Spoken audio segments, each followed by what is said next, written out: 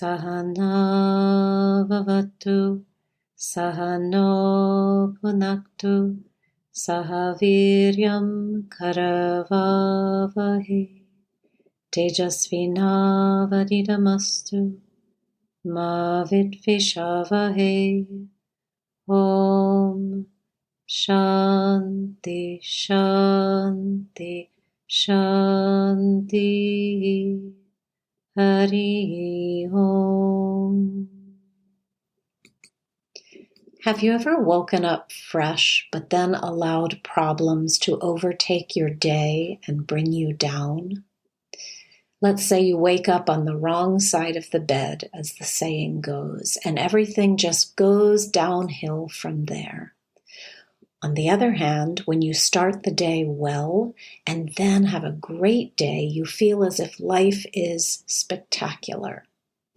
Well, what if you can use spiritual energies to influence all of your days so that every day is more magical than the previous day, no matter what happens? In today's episode, we will explore how every day can be a fascinating and uplifting adventure, and life will begin to be as tremendous as it was when you were a child having your most magnificent, joyous experiences. Namaste and welcome to the Spiritual Wealth Podcast. I'm your host, Alexandra Savithri Amba, Director of the American Reiki Academy and the Vedic Healing Center. I'm a Reiki master, Vedic healing master, feng shui teacher, and spiritual life coach who has practiced and taught spiritual self-development and healing for more than 30 years, led pilgrimages to India, and studied with blessed Indian gurus. In this show, we cover topics related to metaphysics, Reiki, Vedic healing, yoga, manifestation, spiritual growth, and feng shui based upon my studies and work in these disciplines. The aim of this show is to help you awaken, develop, and tap into your spiritual power in order for you to manifest love, happiness, success, well-being, peace, and productivity so you may blossom into the highest expression and version of you. Welcome to today's episode, which is entitled Start the New Year with Zeal. Have you ever felt as if you were on the verge of something big? It's such a fun and sparkly feeling. You get filled with an excitement and an anticipation because you are about to launch into the world some amazing project or accomplishment that may have taken you years to create. You have what I call around you a zeal, and that word is Z-E-A-L. It's a word we don't use very often, zeal. Nothing can disturb this excitement. This is one reason we like to be around people who are in love. They have this energy, this zeal, this excitement around them. Have you ever attended a wedding? Often when we attend a wedding, the love between the couple is infectious and inspiring. And often the dancing is great at the wedding too, which adds to the fun. But it's that zeal, that energy, that je ne sais quoi in French, I don't know. It's hard to express in words that feeling. It's that feeling that's so amazing. But most days, most people do not feel such positivity. We wake up sometimes having had a difficult night's sleep. Sometimes we wake up worried, anxious, thinking about the day ahead. Maybe we exercise, which feels good, but then we go to work. And often it's in jobs that we don't particularly like. And there we allow problems to overtake us and rob us of our most precious asset, and that is our positive energy. It might be in the form of gossiping, jealousy, challenges, problems, some form of negative energy around us robs us of our most precious asset, which is our positive energy, our love of being alive. And by the end of the day, we drag ourselves home. We may complain to our friends or commiserate about whatever has happened to us during the day. Maybe we then tune out in front of the news, which is a dreadful way to end the day, by the way. And maybe we lie on the couch exhausted and go to bed almost feeling defeated. But did you know you can feel zeal every day? And the new year is such a great time to start feeling this way and to tap into this feeling, this energy. So what is zeal? I thought a lot before I entitled this episode about what word might convey the energy I wanted to discuss, and this word came up, zeal. Zeal is defined as great energy or enthusiasm in pursuit of a cause or an objective.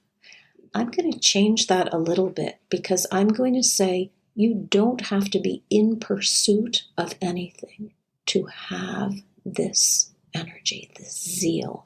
And then I thought in French, there's a beautiful phrase that more aptly describes what I'm trying to access or convey. And it's joie de vivre,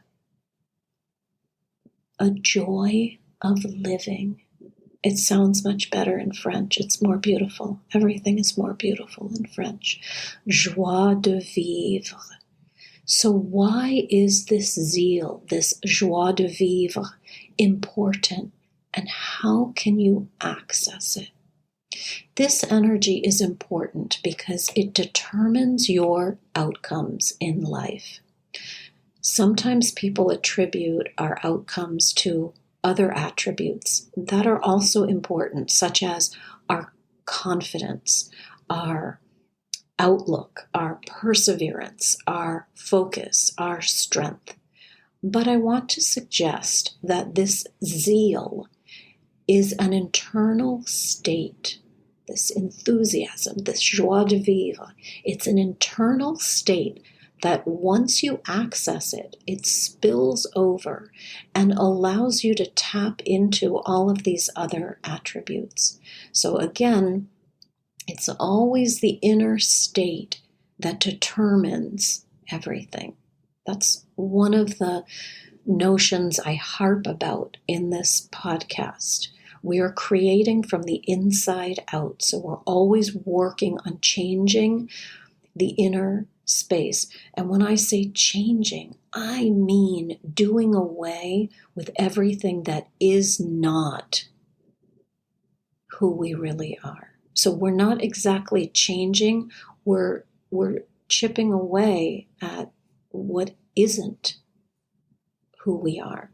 Sometimes there's this notion of, for instance, a sculptor, and the sculptor we think is sculpting a beautiful woman, let's say, but the sculptor is actually taking away from the stone everything that is not the woman. The woman's image is already there, and the sculptor is taking away the excess so that he can bring forth that that depiction that is there in the stone waiting to be accessed.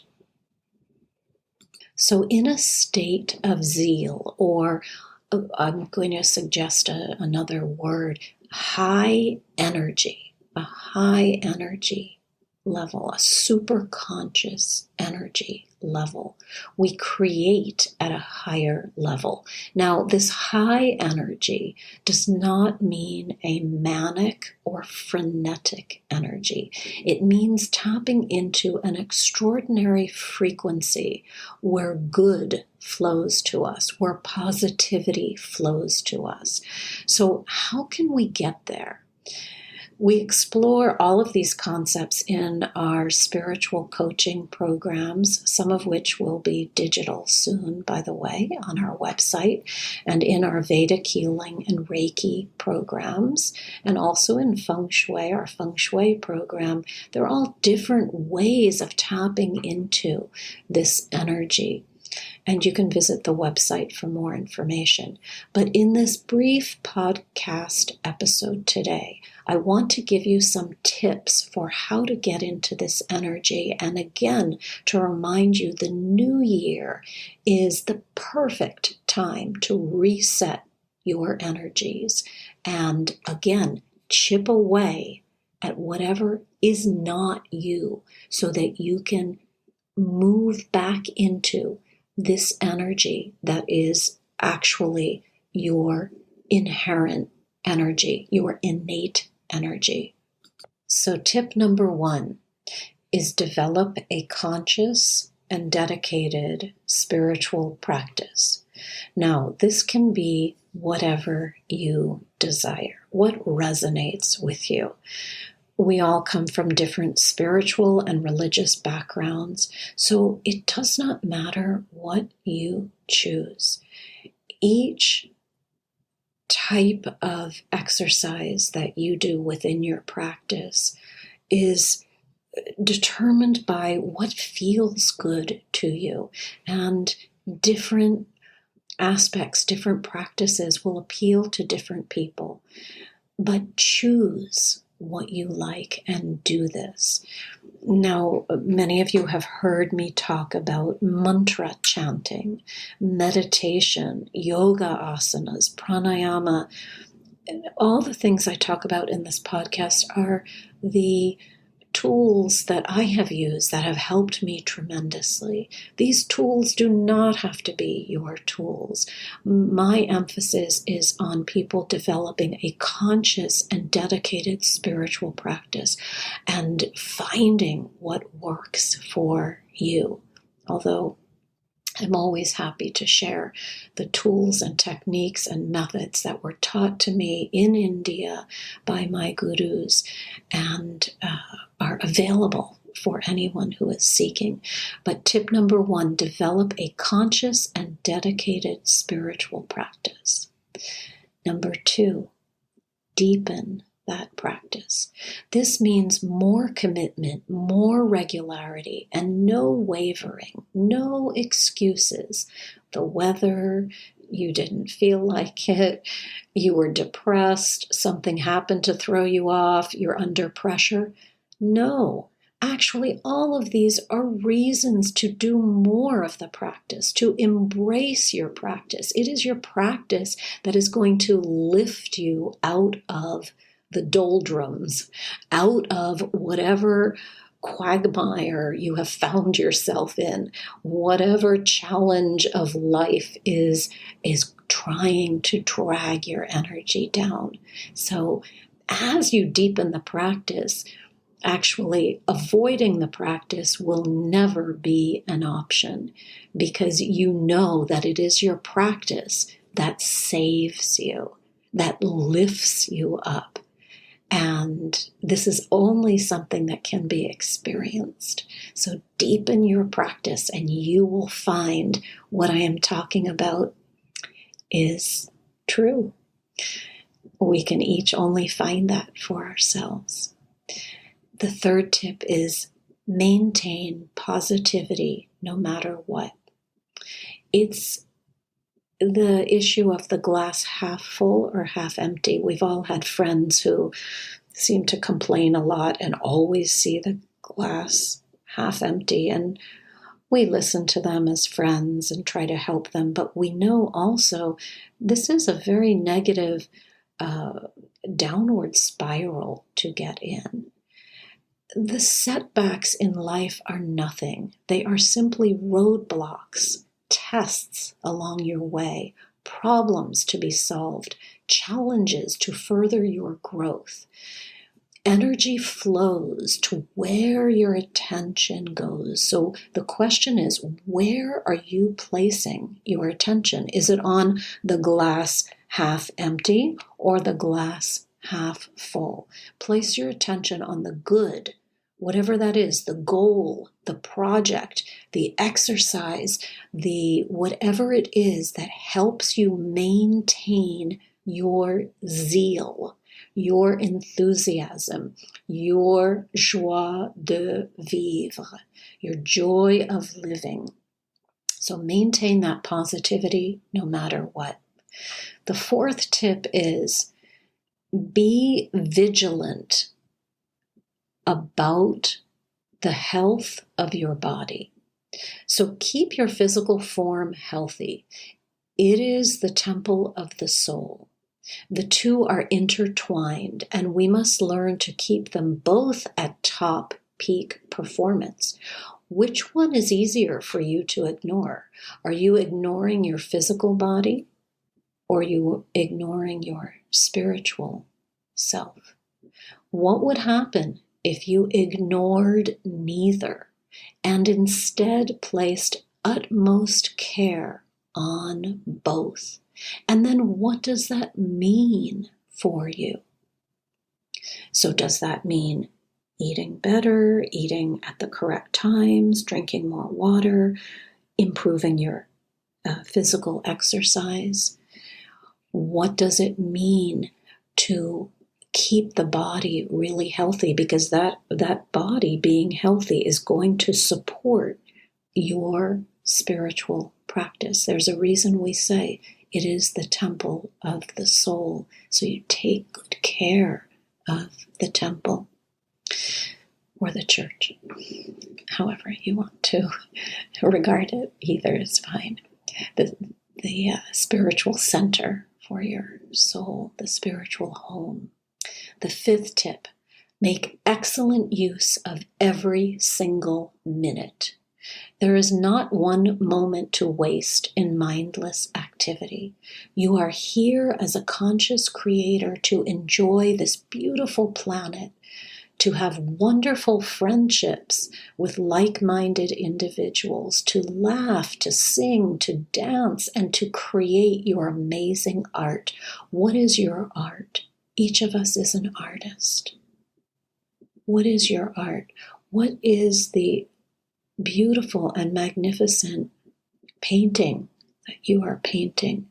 You know, in the Vedic tradition, we do different mantras, and two of the mantras I'm thinking of right now as I'm talking about this. One of the mantras is about praying to Goddess Saraswati. She is the goddess of creativity and the arts, music, dance. And sometimes I feel like poor Saraswati gets overlooked because people say, "Oh, I'm not really very creative." Each of us is creative. You are a creative being. Without prayers to that aspect of the divine to help you tap into your creativity, you are operating at a dull level. So we want to be inspired with the creative juices to do what we are here to do, to sing the songs we are here to sing, to produce the books we're supposed to write, whatever it is that's part of your self-expression, your life's self-expression, you tap into that by appealing to the divine and saying, let me be my creative best. The other mantra I was thinking about just now, it came into my mind, is when we chant the Gayatri mantra, we chant this to illuminate us so that we may make the best use of our particular intellects to shine brightly, to do our divine purpose. So we cannot afford to waste any moments. We are always asking the divine to make us brighter, make us more aware, make us more in tune with our divine natures. This is part of the energy of Gayatri. So the 6th tip today is to use this time of the new year as a precious gift from the universe to recreate yourself. The new year, as I've said before, is a time to reset, to reflect, and sometimes the vacation right before the new year, many of us take vacation, is a time to reflect. It's a time to wind down and kind of pause before we move into the new year. But so we might reflect over vacation, but we might also reflect at the beginning of the new year as we make these New Year's resolutions, as we make goals and recommit ourselves to what we want to create. In what ways, ask yourself, in what ways can you be better? Can you be stronger? Can you be kinder? Can you be more productive? Use this time of the new year. Don't go rambling into the new year like a race has begun.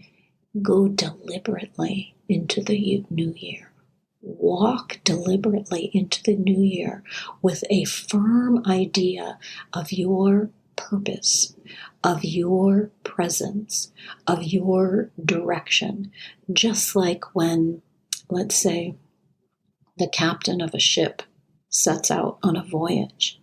So he's going from one port to another, and he has a clear direction of where he's going. He may not know what he's going to encounter along the way. He may not know that there's going to be a storm on the 3rd day, or that the winds are going to get very active on the 5th day. He charts the course, and then he does his best to deal with whatever challenges come up. But he charts the course, the beginning of the journey, and knows that that course will end at the other port. So just as we start our course every year at the new year, and we know at the end of the year, that's going to be the end of that journey, that particular year's journey. Of course, we can also make 30-day journeys, 3-month journeys. Our birthdays also serve as very important turning points. But the point is to pause and reflect and chart a deliberate course. And again, in our programs, there are many tools to help give you guidelines to making your beautiful life really reflect what you are here to create, and seeing the demonstration of those intentions in the world, pulling them into the physical plane. And the 7th tip is to vow, and this is the last tip in case you're wondering, 7th tip, to vow to be around people who are matching the vibration you would like to create.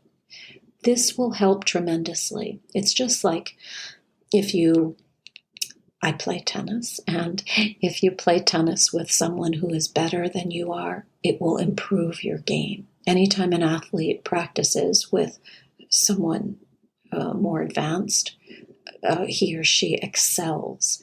In the same way, when you look at a vibration that inspires you, seek out such company. It just means that that person has accessed something you are attracted to. Ask for help. She or he will probably be more than happy to assist, because especially with this vibrational energy I'm talking about, when you are in a state of zeal, of joie de vivre, of enthusiasm for life, all you wish to do is help others access it. It's like, again, the analogy of the wedding couple. We feel happy around them because their love is infectious. It rubs off on us. And it's this way with a guru also. A spiritual guru, you never want to leave his or her presence, because the energy is so immense, so loving, so expansive, so happy, so uplifting, so peaceful. It pulls you up and you feel better in their presence. And all we want to do is go up, expand, find joy, find peace, find contentment. So in this new year, I would like to encourage you to make a decision to lift yourself up a little bit higher, maybe a lot higher than you were last year. Grow and reach up. There are those above us waiting to pull us up. And expansion means moving up, moving outwards, higher, brighter, more expansive, more loving, more generous. This is also the energy of Goddess Lakshmi. People say, oh, Goddess Lakshmi, she's about money. No, she's about abundance, prosperity, of which money is one aspect. She's about having the energy field so open, the heart so open, that all blessings flow to us and from us. So let us all expand together. If you would like to find out about how to use spiritual wealth with specific techniques that can lift you up out of any kind of negative space, please visit the website. Feel free to sign up for the newsletter. You'll get weekly inspirational emails. And contact me directly so I can be of assistance. Your happiness is my happiness. It is the nature of the spiritual being, and each of us is a spiritual being, to want to help uplift others. And it is my divine duty, my privilege to do so. Om Asato Ma Satgamaya Tamaso Ma Jyotirgamaya Mrityorma Amritam Gamaya. Om Shanti Shanti Shanti. Hari Om. Om Sai Ram. Jai Guruji. Om Amriteshwari Namaha. Hare Krishna. Om Namah Shivaya.